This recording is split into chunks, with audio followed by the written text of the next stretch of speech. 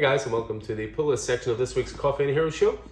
So what we're focusing now on is my pull list, which as you can see is rather large.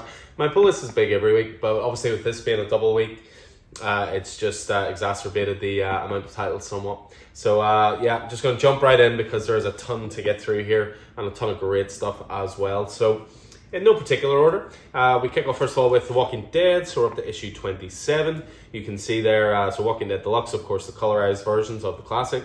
You can see Welcome to Woodbury there. For those Walking Dead fans, you know what that means. Again, just loving rediscovering The Walking Dead from the start. It just continues to be such a stellar book.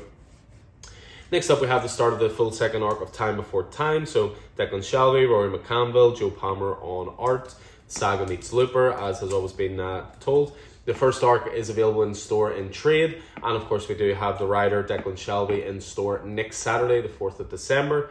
Of course, an established artist as well. Free signing, 2 o'clock to 5 o'clock, so make sure to be there.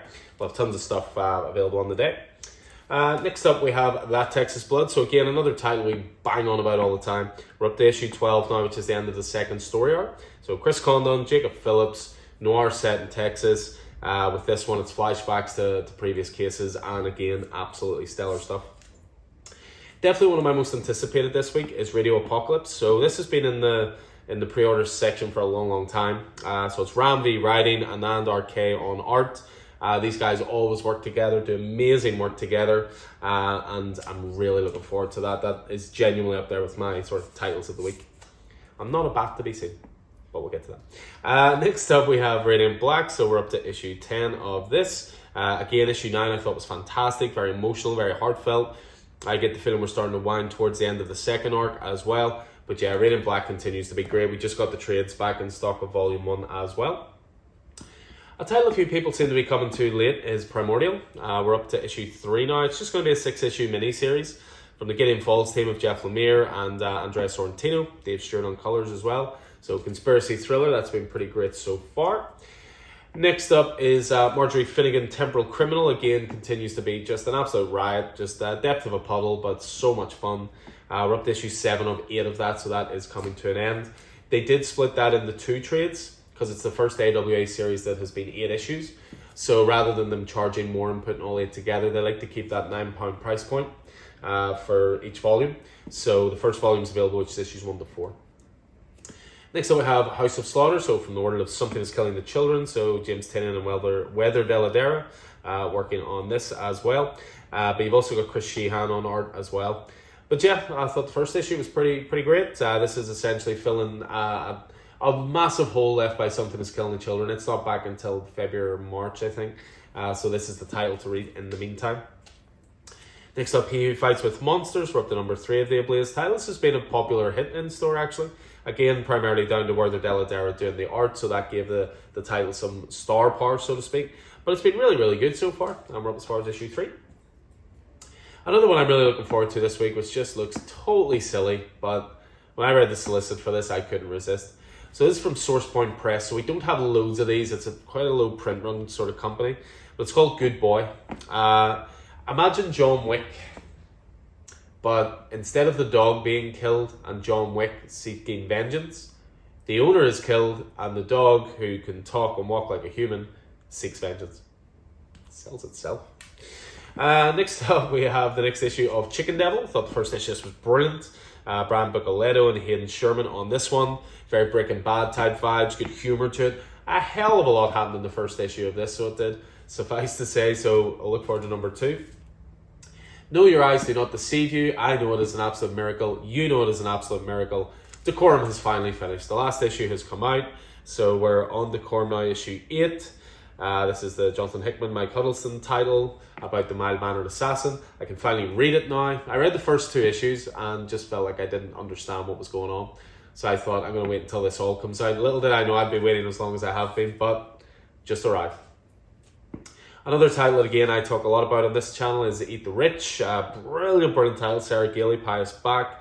Again, to do with a girl going to meet her other half's parents, and those parents being from the rich, entitled 1%, and the things they get up to behind the scenes. Really great title. Next up is Echolands, which I suppose I should turn more like this. So, of course, this is from J.H. Williams III. This is the high fantasy title. It's told in this widescreen format. Worth it for the art alone, but the story is no mean slouch either. Next up, we have the last issue of Fight Girl. So, from Frank Cho, Sabine Rich. This has been brilliant. This has been sort of like, you know, the running man, but whoever is the victor at the end gets to be Queen of the Galaxy, essentially. Rules the empire. Brilliant art by Frank Cho, really good writing as well. That's been one of my favourite AWA series. A little bit of Marvel stuff for you now. We have Moon Knight first of all, so we're up to issue 5. Again, has been a brilliant run. Jed MacKay writing, Alessandro Capuccio on art, who's an artist again. I will be keeping an eye out for whatever else they do because the art is always brilliant. So yeah, issue 5 of Moon Knight. Also now we have Thor. Now if you've been looking for a jumping on point for Donny Cates' Thor, this might be it. This is the start of a brand new story arc called God of Hammers. It's got series original artist back on it, Nick Klein. Matt Wilson on colours, of course Donny Cates writing. So this is a jumping on point. So if you guys have been waiting to jump on to Thor, want to give it a go, this would be your place to go. This week we have 2 issues of Amazing Spidey. Again, it's a double week, so it's last week's releases and this week's releases. So they're doing these .BEY issues, which are Beyond tie-ins, but then you have the next issue of Spider-Man Beyond as well, number 79, into the bargain. So a couple of Spideys there. Another one that was solicited for a long time but has finally come out is John Ridley's Black Panther. So Black Panther's been solicited for ages. Beautiful Alex Ross covers, as you can see. John Ridley, this is his first Marvel work, I believe, having cut his teeth at DC. And you've Juan Cabal on art, who was the artist for Friendly Neighborhood Spider-Man with Tom Taylor. So that book is going to look great. Speaking of Tom Taylor, because doesn't he have something every week? Dark Ages, number 3. So this is the Marvel event at the moment. Tom Taylor, Iban Coelho on art for that one. Another one that's been a really big surprise for me, because again, it's a character I don't tend to read a lot of or know a lot about, is Doctor Strange. And this is the Death of Doctor Strange. These are some twisted versions from Nightmares. Yeah, you need to read issue 2 to really understand it. But Lee Garbet, I'd mentioned him in the other video for Skyward and Shadecraft. He's the artist on this. But again, it's that boy Jed MacKay doing great work at Marvel. So Death Doctor Strange. I would say Marvel's biggest title this week is probably this one, which is a brand new number 1, and it is Hulk. So Hulk number 1, Donny Cates writing. Ryan Otley, who of course artist on Invincible, is art on this. And this has a lot to live up to, certainly after the brilliant run of Immortal Hulk. But I think it's going to go in a very different direction as well. I had a little chat with, I think it was Stephen in the store about this yesterday. And this Hulk seems to be maybe a little bit more jokey, leans a bit more into humour. It needs that. Immortal Hulk was so dark, so much pathos, so much character development, so much hidden trauma. I think you needed a book about a big green giant who can smash things to be fun again. And I think that's the direction they're going in. So next up, we're on a bit of DC now. So we have Task Force Z. So this is Matthew Rosenberg, Eddie Barrows. This is your DC zombie book, if you will, about Red Hood, who leads an expendable crew instead of Task Force X. It's Task Force Z for zombie. Just a lot of fun. Easily one of the biggest issues this week, whether you like it or not, I suppose, is up to you. But we have Superman, Son of Kal-El, number 5. So this is the issue, if you will, which was announced quite a while ago to quite a lot of fanfare. Tom Taylor obviously announcing that John Kent is going to be bisexual. Zero problem with it myself. I think it's great representation for comics. I think it's great as well that people talk about comics being irrelevant and dead and it's a dying industry and this and that. When this was announced, it made shockwaves around the world, so people clearly still care. So yeah, I mean, I'm looking forward to getting into it just because I love the title. Tom Taylor and John Timms. So issue 5 of that. We did order in extra copies because we've no doubt speculators will be here in abundance. Next up, one of DC's best titles, Supergirl, Woman of Tomorrow. So this is the 8-issue, wish it was longer, 8-issue miniseries from Tom Keane and Bequel Evley, whose art is just astounding. Just such a gorgeous series. Next up, we have Robins, which is going to be a 6-issue miniseries. Tim Seeley's on writing duties for this one. This was one where apparently a lot of different writers and creators pitched different Robin titles, and then the public voted on which one they wanted to see. So that's why it has this round Robin winner here. This was the one they wanted. So you're getting all the Robins in here. You have Nightwing, of course. You've got Red Hood, Jason Todd, Dick Grayson. You've got Tim Drake. You've got Cassandra Cain, you've got Stephanie Brown, you've got what looks to be Damien as well. So I'm always on board for more Robin, because the main Robin title is stellar. Joshua Williamson, of course, Glenn Melnikoff on art, continues to be brilliant. Enter the Dragon with Damian Wayne in the place of Bruce Lee. So, Refrigerator Full of Heads, second issue this week. So this again is, I believe, is going to be a 6-issue mini-series. This is an extension of the Hill House Horror comics. We've got the previous run of Hill House Horror comics on the graphic novel shelves. So Refrigerator Full of Heads is the follow-up to Basket Full of Heads as well. And the first issue was really, really good. Tom Taylor once again strikes with Nightwing. This is the last issue that's tied into Fear State before 87, which of course will be that big one large image in a comic issue. So we're finishing off with the Fear State stuff, which has been great so far as well. It's pretty much effortlessly tied into that. Nice House in the Lake, book 6 is this week.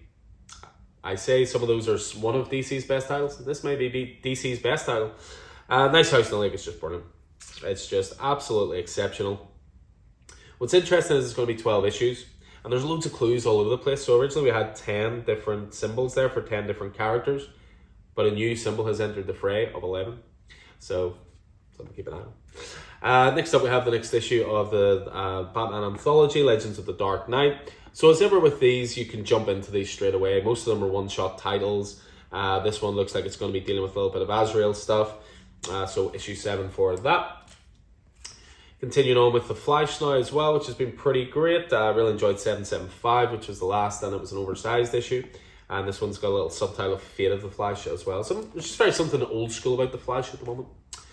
Right, we're hitting Batman corner, no doubt. So we start off with Batman. So this is the last issue of the Batman run proper from Tinian. So Joshua Williamson and Jorge Molina are taking over at 118. There will be a Batman Fear State Omega issue, which is to tie everything up, which I believe Tinian is still involved with. But this is his last issue of the run proper with Jorge Jimenez on art.